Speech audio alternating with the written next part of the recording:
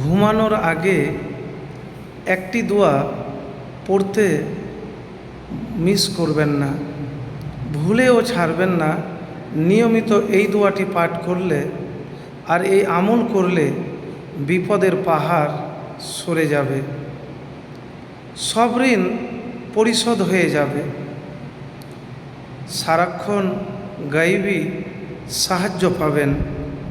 প্রিয় ভাই, আজকে যে আমলের কথা বলবো, আমার কোনো ব্যক্তিগত কথা বলবো না। আবু সাঈদ খুদরি রাদিয়াল্লাহু তাআলা আনহু হতে বর্ণিত, তিনি বলেন, একদা রাসূলুল্লাহ সাল্লাল্লাহু আলাইহি সাল্লাম মসজিদে প্রবেশ করে আবু উমামা নামক জৈনক আনসার সাহাবীকে দেখতে পান। তিনি তাকে জিজ্ঞাসা করেন, হে আবু উমামা, আমি তোমাকে নামাজের সময় ব্যতীত মসজিদে উপবিষ্ট কেন দেখছি?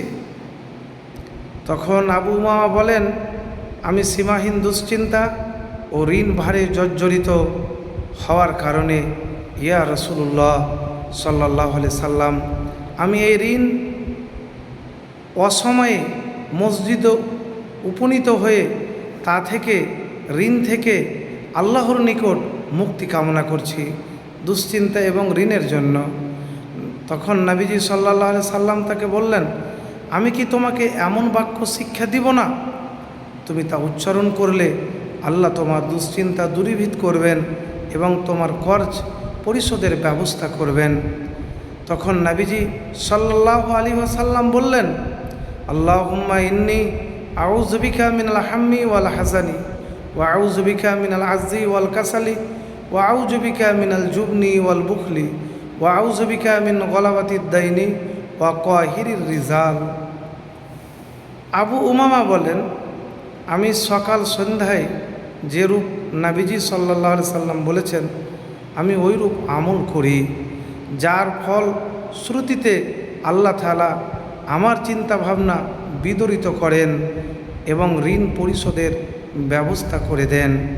তো প্রিয় ভাই, আমি যে দোয়াটির কথা বললাম, এটি আবু দাউদ এবং বুখারী শরীফের হাদিস। তো যখন আপনি ঋণে জর্জরিত, এর চাইতে আর কি বড় বিপদ হতে পারে বলেন দুনিয়াতে? এই ঋণের বিপদের পাহাড় সরে যাবে, আপনার অভাব জীবন থেকে দূর হবে।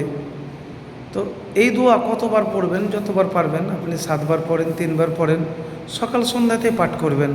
তার আগে দুরূদ শরীফ পাঠ করবেন। আল্লাহুম্মা সাল্লি আলা মুহাম্মাদিন ওয়া আলা আলি মুহাম্মাদ কামা সাল্লাইতা আলা ইব্রাহিমা ওয়া আলা আলি ইব্রাহিমা ইন্নাকা হামিদুম মাজিদ।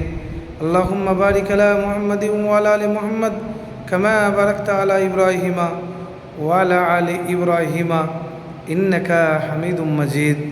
তো এই দুরূদ শরীফ পাঠ করবেন, আর যে দোয়াটির কথা বললাম ওই দোয়া আপনি পাঠ করবেন সকাল সন্ধ্যাতে। আর প্রত্যেক আজানের পরে বা গভীর রাত্রে আল্লাহ সুবহানাহু ওয়া তাআলার কাছে বেশি বেশি করে দোয়া করবেন, সাহায্য চাইতে শিখুন ভাই। আল্লাহর কাছে যদি আপনি বারবার চান, নিরাশ করবে না। মানুষের দরজা বন্ধ হয়ে যেতে পারে, কিন্তু আল্লাহর রহমতের দরজা সবসময় খোলা। তো অতএব রাতের বেলায় যখন ঘুমাবেন, তার আগে একবার দুরূদ শরীফ আর এই দোয়া আপনি পাঠ করবেন। আর বালিশে মাথা রেখে লা হাওলা ওয়ালা কুওয়াতা ইল্লা বিল্লাহ বেশি বেশি পাঠ করবেন।